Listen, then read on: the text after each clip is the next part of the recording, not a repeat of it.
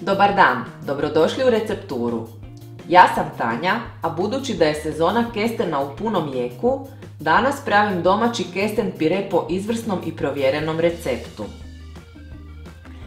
Ovaj kesten pire možete poslužiti kao zaseban desert, ali i kao temeljni recept za razne druge slastice i jela koje se s njime prave.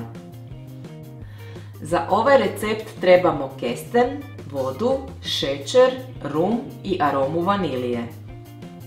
Za ukrašavanje ćemo koristiti vrhnje za šlag i narezanu čokoladu. Prije kuhanja zarezat ću kestene i staviti ih u posudu. Rez neka bude otprilike milimetar dubine, a svakako pripazite da se ne porežete jer su kesteni dosta skliski.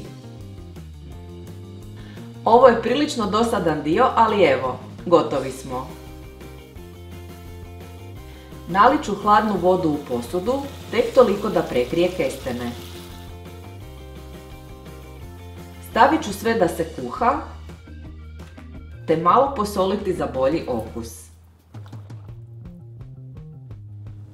Kad voda zakipi, sve treba kuhati 15 do 20 minuta, ovisno o veličini kestena.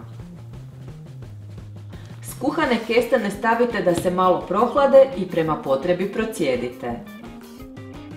Prohlađene kestene ću očistiti. Mogu biti cijeli kao ovaj, a možete ih i razmrviti da se kasnije lakše napravi kesten pire. Očišćene kestene ću izvagati. Za količine koje smo naveli na početku potrebno je 600 g kestena. Na redu je priprema sirupa kojeg ćemo kasnije dodati u kestene. Prvo ću uliti vodu i zatim unutra dodati šećer. Sve ću miješati dok se šećer ne otopi. Zatim ću uliti rum te aromu vanilije. Čekam da sve zakuha i nakon toga kuham 3 minute. Sirup je gotov i stavljam ga da se prohladi. U blender ću ubaciti očišćene kestene i samljeti ih.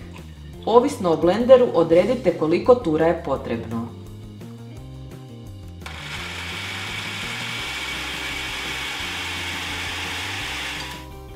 Ako treba, povremeno i ručno prerasporedite smjesu da se sve dobro samelje.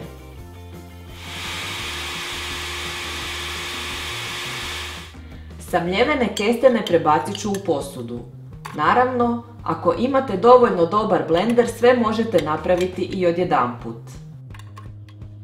Kad smo samljeli kestene do kraja, počinjemo ih miješati sa sirupom.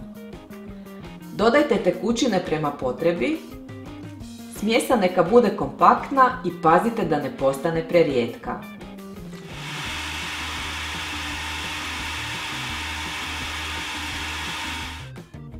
Postupno u nekoliko tura dodajte preostale kestene i sirup prema potrebi.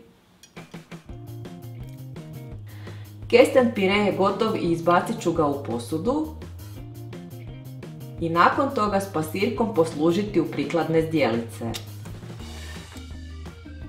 Ove od sladoleda će odlično poslužiti.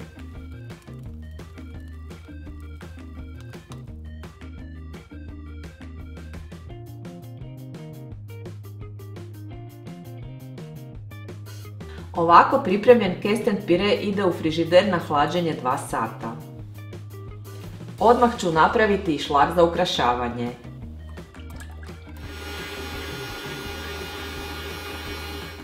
I njega ću staviti da se ohladi prije posluživanja. Nakon što se sve ohladilo, stavit ću šlag na naš kesten pire.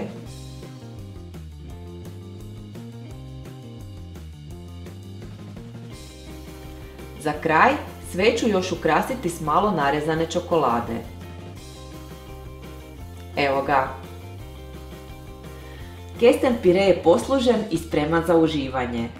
Napravljen po ovom receptu ima izvrsnu aromu te je bolji od bilo kojeg kupovnog kojeg možete naći u dućanu.